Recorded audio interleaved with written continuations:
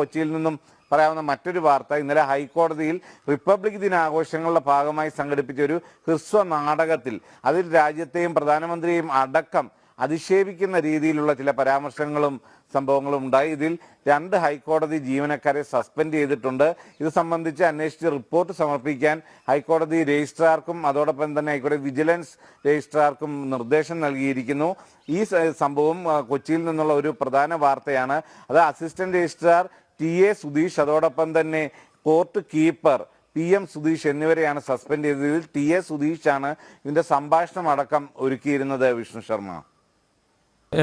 സുധീഷ്, അത് തന്നെയാണ് ഈ ഹൈക്കോടതിയിലെ നാടകത്തിനെതിരെ വ്യാപക വിമർശനം കഴിഞ്ഞ ദിവസം തന്നെ ഉയർന്നു വരുന്ന സാഹചര്യം ഉണ്ടായിരുന്നു. പ്രത്യേകിച്ച് പ്രധാനമന്ത്രിയെയും രാജ്യത്തെയും അവഹേളിക്കുന്ന തരത്തിലുള്ള നാടകമാണ് ഉണ്ടാകുകയും ചെയ്തത്. അതിൽ ആദ്യം ജനൻ TV തന്നെയാണ് ഈ വാർത്ത പുറത്തുവിടുന്നത്. പിന്നീട് വലിയ വിവാദമാകുകയും ചെയ്ത സാഹചര്യത്തിലാണ് 2 പേരെ സസ്പെൻഡ് ചെയ്യുന്ന നടപടികളിലേക്ക് അടക്കം കടന്നത്. ഇന്നിപ്പോൾ അതിൻ്റെ അന്വേഷണം ആരംഭിക്കുകയാണ്. കേന്ദ്ര രഹസ്യാന്വേഷണ ഏജൻസിയും വിജിലൻസ് രജിസ്ട്രാറുമാണ് അന്വേഷിക്കുന്നതെന്നാണ് മനസ്സിലാക്കാൻ സാധിക്കുന്നത്.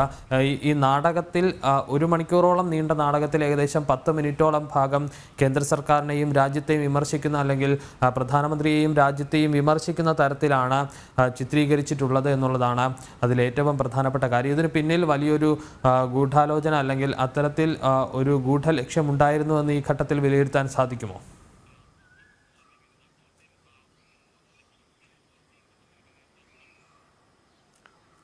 കൃത്യമായും തന്നെ വിഷ്ണു ശർമ്മ, ഇത് ഒരു രാഷ്ട്രീയ ലക്ഷ്യം വെച്ചുള്ള ഒരു നാടകമായി തന്നെ കാണേണ്ടി വരും. അതിൽ ഒരു ആഘോഷത്തിൽ അത് എല്ലാവർക്കും തൃപ്തിപ്പെടുന്ന, ഇല്ലെങ്കിൽ എല്ലാവരെയും ആസ്വദിപ്പിക്കുന്ന തരത്തിലുള്ള ഒരു നാടകമായിരുന്നില്ല അവിടെ അവതരിപ്പിച്ചത്. അത് ബോധപൂർവം തന്നെ കൃത്യമായ രാഷ്ട്രീയ ലക്ഷ്യത്തോടെയുള്ളതാണ് എന്നത് അത് കാണുന്ന ഏതൊരു വ്യക്തിക്കും മനസ്സിലാവുന്നുണ്ട്. അതിൽ രാജ്യത്തെയും പ്രധാനമന്ത്രിയെയും പോലും അധിക്ഷേപിക്കുന്ന, ഇല്ലെങ്കിൽ ആക്ഷേപിക്കുന്ന, അവഹേളിക്കുന്ന സംഭാഷണങ്ങൾ ഒരുക്കി എന്നത് തന്നെയാണ് ഏറ്റവും പ്രധാനമായ കുറ്റപ്പെടുത്തൽ. അത് വളരെ കൃത്യമായി തന്നെ അത് ചീഫ് ജസ്റ്റിസ് അടക്കം ഹൈക്കോടതി ജഡ്ജിമാരടക്കം കാണുന്ന ഒരു സാഹചര്യത്തിലാണ് ഇത് അവതരിപ്പിച്ചതും.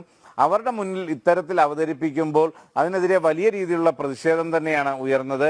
അത് ലീഗൽ സെല്ലായാലും അത്തരം സംഘടനകളെല്ലാം തന്നെ വളരെ കൃത്യമായി തന്നെ ഇതിനെതിരെ പ്രതിഷേധവുമായി രംഗത്തെത്തിയിരുന്നു.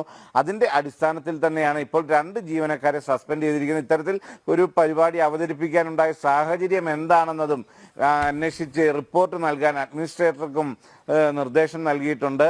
ഇത് രാജ്യത്തെ പോലും ഈ ഒരു റിപ്പബ്ലിക് ദിനത്തിൽ ഇത്തരത്തിൽ അധിക്ഷേപിക്കുക എന്ന് പറയുന്നത് അത് കടുത്ത ഒരു കുറ്റം തന്നെയാണ് എന്നത് രീതിയിൽ തന്നെയാണ് ഇതിനെ വിലയിരുത്തപ്പെടുന്നത്. അതിൻ്റെ പശ്ചാത്തലത്തിലാണ് പ്രാഥമികമായി ഇപ്പോൾ 2 പേരെ സസ്പെൻഡ് ചെയ്യുന്നത്. കൂടുതൽ നടപടികളിലേക്ക് ഇതിൻ്റെ റിപ്പോർട്ടുകളുടെ അടിസ്ഥാനത്തിൽ ഉണ്ടാവാനും സാധ്യതയുണ്ട്.